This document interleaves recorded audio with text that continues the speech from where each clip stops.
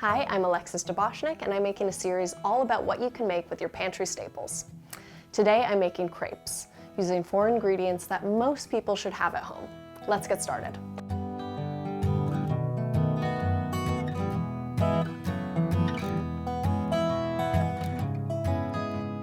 I know grocery stores are really scarce right now, but hopefully you have these things at home. Milk, flour, butter, and an egg. Just 1 egg, that's all it takes. I'm going to start by cracking an egg into a bowl. Super simple. I know crepes are intimidating, but literally everyone can do this. So most people crack an egg by just whacking it on the side, plopping it in, but actually you should hit it on a counter or on a cutting board and then add it in. That's going to prevent some of the shells from getting into the bowl. If shells do get into the bowl, it's not the end of the world. You can scoop them out, but this is a foolproof way to do it.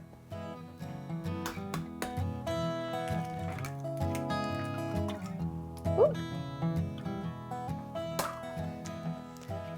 Okay, next up, you're going to whisk the egg. Okay, so I'm going to get a separate bowl to measure out 1.5 cups of flour. Growing up, never measured this, we just eyeballed it, but for your sake at home, I have gotten measurements for you. So the proper way to measure flour is by taking a spoon and filling up your measuring cup like this. If you just go in and scoop it, your flour might be too densely packed or too lightly packed, and you want it to be precise. You want to put more flour than the measuring cup, then use the back of a knife to just gently push it across like that, making an even layer, and add the flour to the bowl. Whoop, just like that. And I'm gonna do a bit more to get it to a 1/2 cup. Okay, perfect. Flour's ready to go. I've got my egg beaten, my flour measured out, and a cup of 3/4 of whole milk. I've never tried using a milk alternative like almond milk, soy milk, cashew milk, but I'm sure you could. If you do, let me know in the comments. I'd love to know.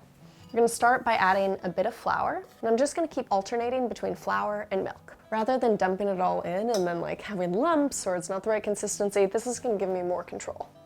So at the first stage, it's going to look pretty gummy, but don't worry, the milk is going to thin it right out.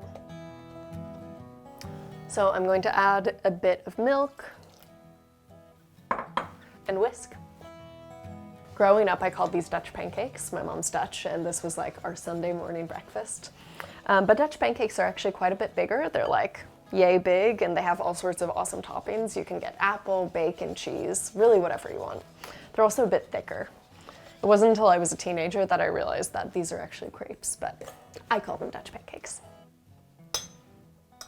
So again, just keep alternating. And it's important that you alternate so that the batter stays really smooth. If you added it all at once, you run the risk of getting something kind of lumpy, and no one wants a lumpy crepe. So when the batter is hard to stir, that's a sign that you need to add more milk. Okay, so this is the consistency you want. When you lift up your whisk, no batter should be hanging on. There shouldn't be any ribbons. It should just be coming right off, just like that. Now moving over here, joys of a small at-home kitchen. Let's talk about pans. I'm using a carbon steel pan, which is really quite heavy for me. You could use a cast iron pan, stainless steel. This is also a really good time for a non-stick pan. The only other ingredient you need is butter. Use unsalted butter. If you use salted butter, you're gonna get a really salty pancake. So I'm gonna take about 1/2 tablespoon of butter and add it to the pan over medium-high heat.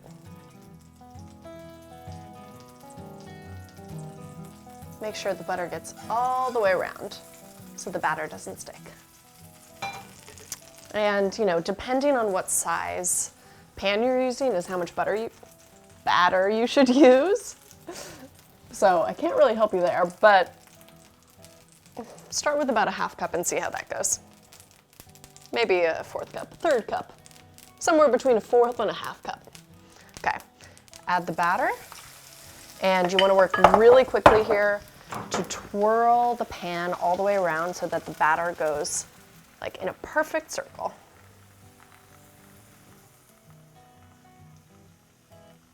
So people always want to know, how do I know when to flip the crepe?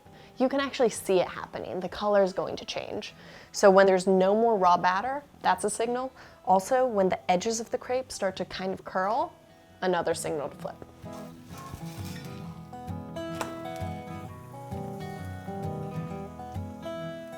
It takes about a minute to finish cooking on this side. Most of the cooking is done when you first add the batter. So, you know, if you've got 2 pans going, you can make breakfast pretty easily.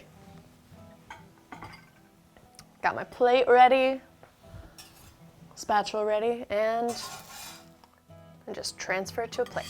1 crepe done. And you just keep going.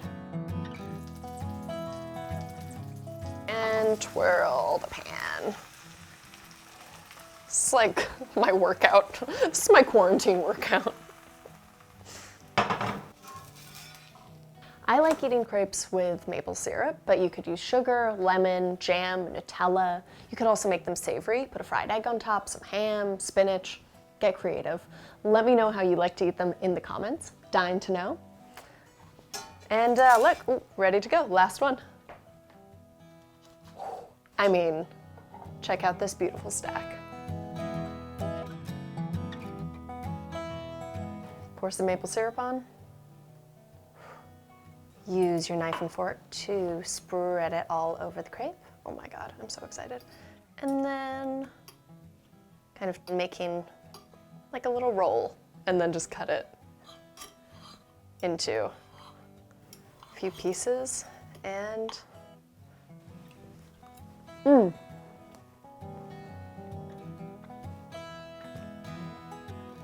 damn, this is so good.